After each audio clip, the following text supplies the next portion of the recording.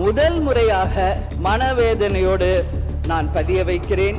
இங்கு குதிரை பேரம் நடந்ததாக இங்கு முகமூடி யாரும் செல்ல வேண்டிய அவசியம் இல்லை.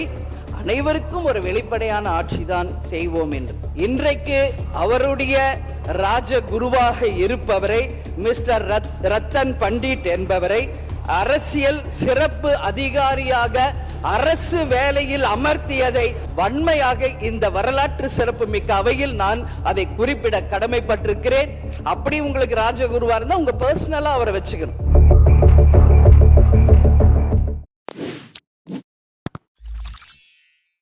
பேரவை தலைவர் அவர்களே, முதலமைச்சர் அவர்களே, எதிர்கட்சி தலைவர் அவர்களே, சட்டமன்ற உறுப்பினர்களே, மதசார்பற்ற வெற்றி கூட்டணியினுடைய தலைவர் அண்ணன் ஸ்டாலின் அவர்களுக்கும், தேசிய முற்போக்கு திராவிட கழகத்தின் நிறுவன தலைவர் புரட்சி கலைஞர் கேப்டன் அவர்களை வணங்கி இந்த வரலாற்று சிறப்பு மிக்க இந்த அவையிலே இன்றைக்கு மிக முக்கியமான நாளான இந்த நாளில் என்னுடைய உரையிலே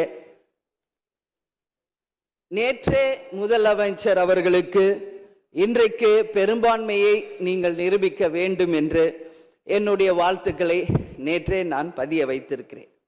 அதே போல முதலமைச்சர் அவர்கள் செய்த நல்ல விஷயங்களையும் நாம் பாராட்டி இருக்கிறோம்.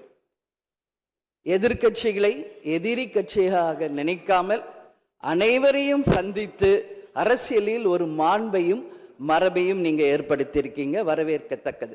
அதுபோல உங்களுடைய முதல் அறிவிப்பிலேயே சிங்கப்படை பெண்களை பாதுகாக்கவும் அதே போல மதுக்கடைகளை மூடுவோம் என்று சொன்னதும் மக்களால் வரவேற்கப்பட்டது.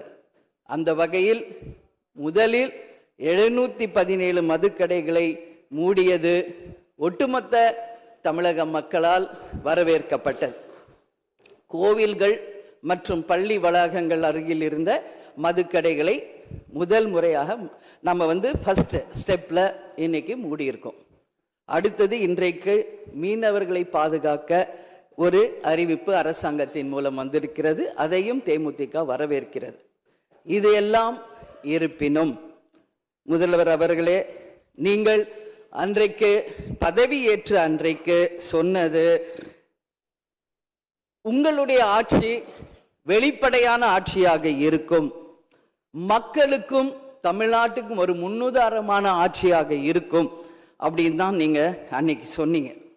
அதுபோல அரசு குடும்பத்தில் இருந்து வந்தவன் அல்ல, ஒரு எளிமையான குடும்பத்தில் இருந்து வந்தவன் தான் என்பதை முதலமைச்சராக நீங்க பதவியேற்றதை அனைவருமே வரவேற்றோம், மக்களும் வரவேற்றனர். நாம் சொல்லும் செயலும் ஒன்றாக இருக்க வேண்டும் என்பதில் யாருக்கும் மாற்று கருத்து கிடையாது. வரலாற்று சிறப்புமிக்க இந்த அவையில இன்றைக்கு பெரும்பான்மையை நிரூபிக்க வேண்டிய தருணத்தில் முதல் முறையாக மனவேதனையோடு நான் பதிய வைக்கிறேன். இங்கு குதிரை பேரம் நடந்ததாக இன்றைக்கு எதிர்கட்சிகள் அத்தனை பேருமே அதை சொல்லும் பொழுது இதுவரை தமிழக அரசியல் வரலாற்றில் நடக்காத ஒரு விஷயம், அதுவும் இந்த வரலாற்று சிறப்பு மிக்க இந்த அவையிலே இந்த முக்கியமான நாளில் அதை பற்றி பேச வேண்டிய ஒரு நிலையை ஏற்பட்டதற்காக உண்மையில் நான் மனம் வேதனை அடைகிறேன். அதே போல முதலமைச்சர் அன்னைக்கு சொன்னாரு, இங்க முகமூடி யாரும் செல்ல வேண்டிய அவசியம் இல்லை, அனைவருக்கும் ஒரு வெளிப்படையான ஆட்சிதான் செய்வோம் என்று. அப்படி இருக்கையில் முதல்வர் அவர்களை சந்திக்க யார் முகத்தை மூடிக்கொண்டு அன்று வாகனத்தில் சென்றார்கள் என்பதை நிச்சயமாக மக்களுக்கு தெரியப்படுத்த வேண்டும் என்பதை இந்த நேரத்திலே நான் கேட்டுக்கொள்கிறேன்.